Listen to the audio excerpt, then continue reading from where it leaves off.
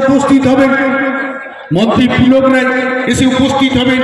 তাই আমি বক্তব্য দীর্ঘায়িত করব না, আমি শুধু তৃণমূল কংগ্রেস কর্মীদের কাছে নিবেদন করে যাব, শ্যামপুরের ঐক্যবদ্ধ শ্যামপুর ভাষণের কি কথাই বলো না কেন, শ্যামপুরের মানুষ তোমাকে কোনো জায়গা দেবে না, এটা প্রমাণ হয়ে গেছে আজকের এই জনসভা জনোচ্ছ্বাস।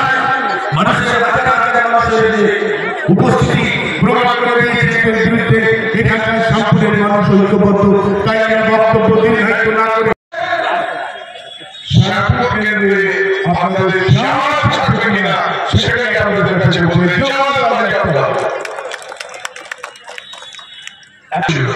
আর আপনারা ছটফট করছে, দেখবেন শীতের সময় তো বেশি আছে, ওই মানুষ ভালো হয়, ওই মানুষ যেমন ছটফট করে, যারা ছটফট করছে 2024-এ মানুষের রায় নিয়ে তাদের জামাত বজায় হবে এবং